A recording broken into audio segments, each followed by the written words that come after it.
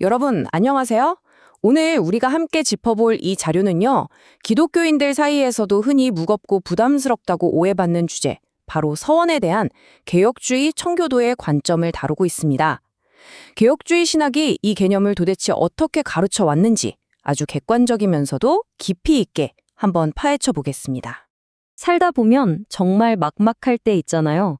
그럴 때 속으로 하나님, 제발 이번 한 번만 살려주시면 제가 평생 새벽기도 나갈게요.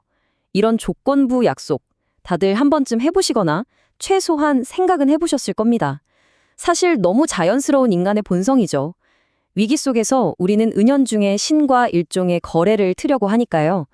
그런데 말이죠. 과연 이게 성경이 말하는 진짜 서원의 모습일까요?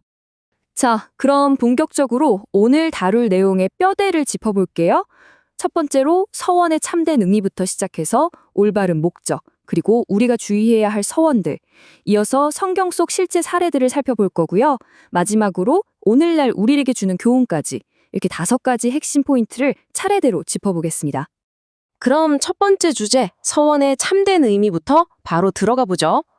우리가 가장 먼저 바로잡아야 할 큰 오해가 하나 있습니다. 흔히 서원을 비즈니스 거래처럼 생각하거든요. 내가 이걸 드릴 테니 하나님은 저걸 주십시오 하는 식으로 어떻게든 신을 움직여보려는 시도 말이죠. 하지만 청교도적 관점에서 서원은 이거랑은 완전히 다릅니다. 거래가 아니라 자발적 예배라는 거예요. 무언가를 얻어내려는 게 아니라 이미 받은 크신 은혜에 너무 감사해서 나 자신을 기꺼이 내어드리는 아주 은혜롭고 자발적인 예배 행위인 거죠. 그래서 이 타이밍에 아주 중요한 신학적 정의를 딱 짚고 넘어갈 필요가 있습니다. 서원이란 정확히 뭘까요?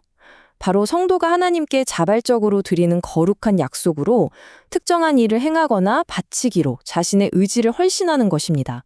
단순한 새해 결심이나 올해는 성경 일독해야지 같은 가벼운 다짐과는 차원이 다릅니다. 하나님 앞에서 드리는 아주 거룩하고 진지한 영적인 헌신인 셈이죠. 이 참된 서원에는 3가지 핵심 요소가 있는데요. 첫째는 자발성입니다. 누가 시켜서 억지로 하는 게 아니라 성도가 사랑으로 스스로 선택하는 거예요. 둘째는 하나님 중심이라는 겁니다.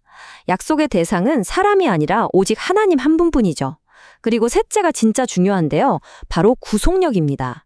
서원 자체는 자발적인 선택이 맞지만 민수기 30장 2절에도 명시되어 있듯이 일단 입 밖으로 내어 약속했다면 그때부터는 하나님 앞에서 반드시 지켜야 하는 엄청나고 엄중한 무게를 가지게 됩니다. 자, 그럼 두 번째 파트, 올바른 서원의 목적으로 넘어가 볼까요? 여기서 궁금해지는 게 하나 있죠. 아니, 한 번 하면 무조건 지켜야 하는 이 무거운 약속을 도대체 왜 자발적으로 하는 걸까요? 청교도 신학자들은 크게 3가지 동기를 꼽습니다. 첫째는 넘치는 은혜에 보답하는 감사의 표시고요. 둘째는 영적으로 자꾸 게을러지는 나 자신을 다잡기 위한 영적 훈련입니다. 그리고 셋째는 나시린처럼 아예 평생을 하나님 일에 바치겠다는 헌신의 다짐이죠. 가만히 보면 이 3가지 모두 어떤 세속적인 이득을 바라는 게 아니에요. 오직 나의 영적 성장, 그리고 하나님과 더 깊이 교제하려는 갈망에서 나오는 겁니다. 이제 3번째 주제, 주의해야 할 서원을 좀 살펴볼게요. 여기서부터는 사실 조금 조심스럽게 접근할 필요가 있습니다.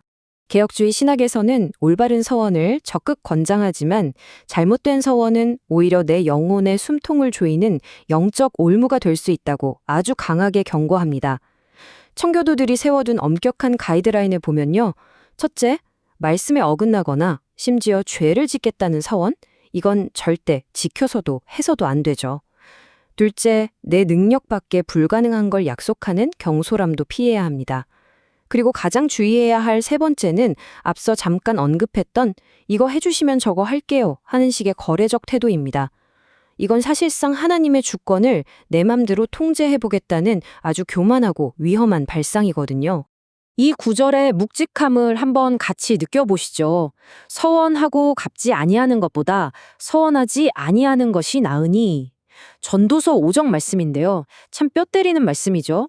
청교도들은 바로 이 구절을 들면서 막 감정에 휩싸여서 즉흥적으로 앞뒤 안 재고 덜컥 약속해버리는 걸 엄청나게 경고했습니다. 서원은 절대로 기분 따라 가볍게 던질 수 있는 말이 아니라는 거죠. 그렇다면 성경의 실제 역사 속에서는 어땠을까요? 네 번째 파트, 성경 속 서원 사례들을 짚어보겠습니다. 우리가 방금 살펴본 이 깐깐한 원리들이 성경 인물들의 삶에서는 어떻게 나타났는지 비교해 보면 진짜 흥미롭습니다. 야곱이나 한나의 경우를 보세요. 둘 다 정말 벼랑 끝에 몰린 절박한 상황이었지만 하나님의 은혜를 구하면서 자신이 가진 가장 소중한 것을 기꺼이 내어드리는 긍정적인 헌신의 서원을 했죠. 하지만 이 마지막 인물은 완전히 이야기가 다릅니다. 바로 사사기에 나오는 입다입니다. 개혁주의 관점에서 보면 입다야말로 절대 따라해서는 안 될 완벽한 반면 교사예요. 전쟁에서 이기게 해주시면 집에서 제일 먼저 마중 나오는 사람을 불태워 번제로 드리겠다?